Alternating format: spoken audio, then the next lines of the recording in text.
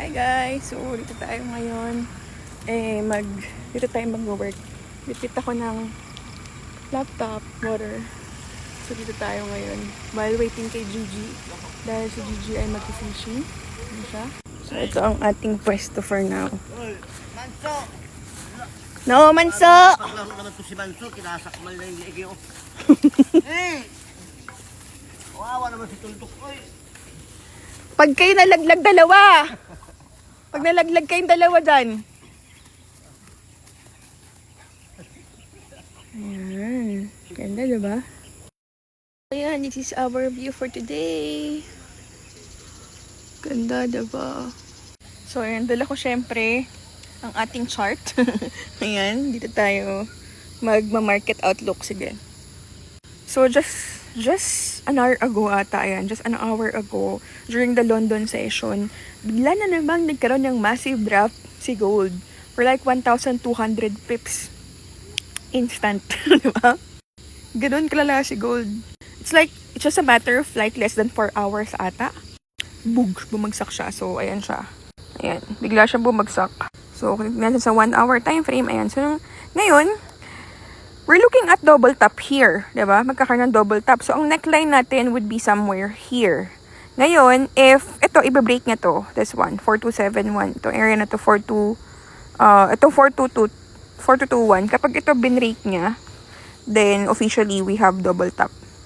And alam niyo naman, kapag nagkakaroon ng double top, ang potential na mangyari sa market would be bearish. So, magkakaroon ng pagbagsak. 'Di ba? Last time nagkaroon tayo ng content about this, hindi niya pa rin tinatamaan tong golden zone. That is why we're still a bit skeptical about gold. Na magtutuloy-tuloy siya mag-akyat kasi potentially there's a high chance na babalikan niya muna yung golden zone dito, you know. Pero let's see. Hindi natin masabi. Alam niyo naman ang gold napaka kulit niyan. Napaka lakas ng toyo niyan, 'di ba? Tingnan naman natin ang anong gusto nyo? BTC? Sige, tingnan na ng BTC Bumagsak ang BTC 107 na naman siya Grabe. Tinap niya tong ating moving average 200. And now, bumalik siya dito sa ating support.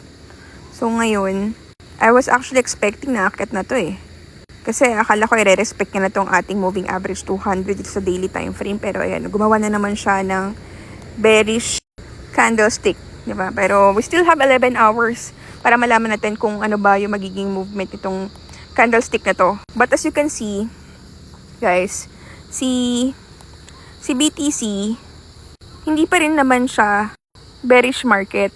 Yung pinaka macro trend line pa rin natin is uptrend pa rin, guys. Nasa taas pa rin siya ng moving average 200. So, hanggat itong si BTC USD hindi niya binabasag itong moving average 200 na to, then bullish pa rin talaga si BTC. So for those people who are saying na nagkakaroon ng market crash or bearish na si BTC, that is because of this micro trend line natin dito. Pero sa macro view natin, bullish pa rin si BTC, guys, 'di ba? Actually, this is a very good potential na actually makapag-buy. Kung makahanap lang talaga tayo ng maganda-gandang confluence dito na makapag-buy, then this is a very good area to buy. However, kailangan natin ng solid na confluence and makita natin talaga ng volume ng mga buyers dito. Kasi as of now, malakas pa rin talaga yung mga sellers.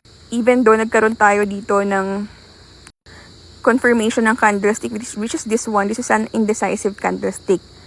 And pag tap niya ng moving average 200, this gives us an idea na, okay, so the market is respecting this moving average 200 and we are seeing an indecisive candlestick. So we assume na possibly akit na siya sa resistance, diba?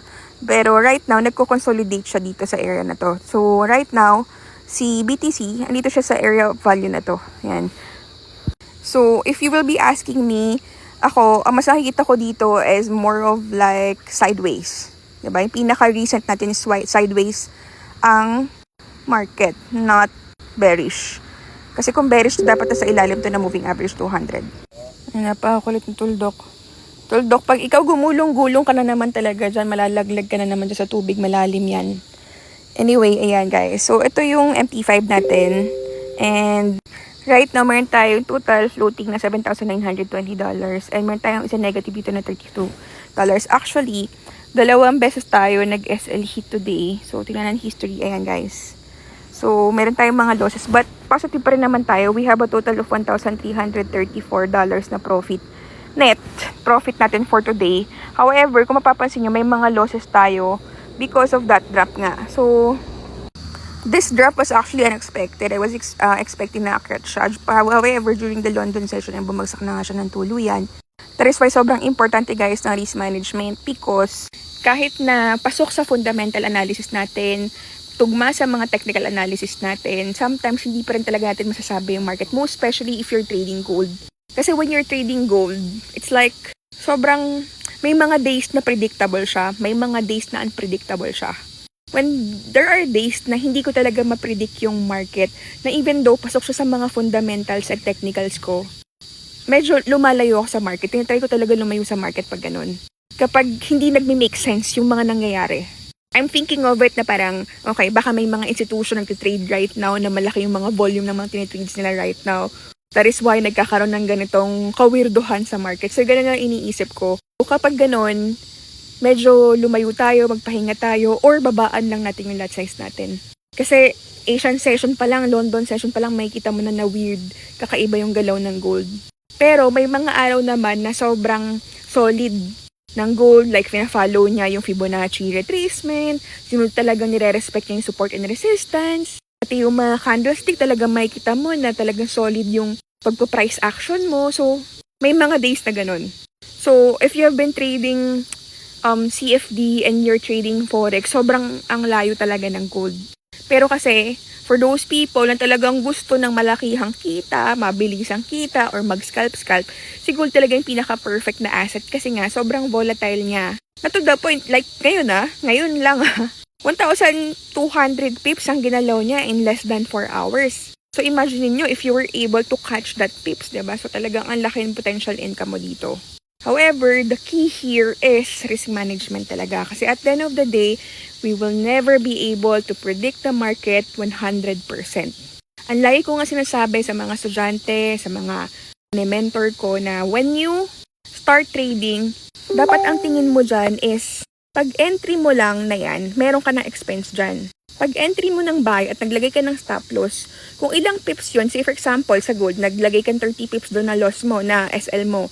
So, $30 yun. Yung $30 na yun, considered as expense na yun. Kumbaga, yung $30 na yun, yun yung bayad ko for this setup.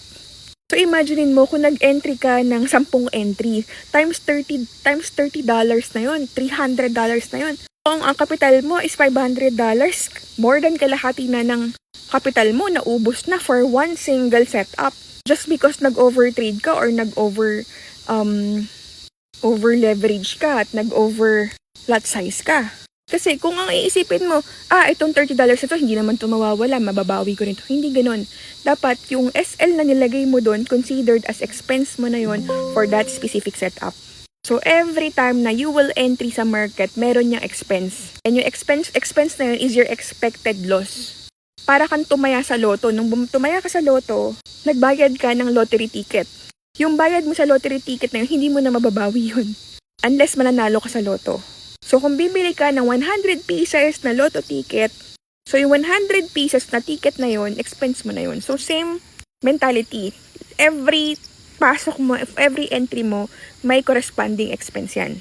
Sometimes kasi, madalas, ang mentality ng mga traders, yung mga traders ang iniisip nila, okay, I know the risk, I understand the risk. The question is, do you accept the risk? Kasi magkaiba yung alam mo lang yung risk, sa tinatanggap mo kung ano yung possible risk.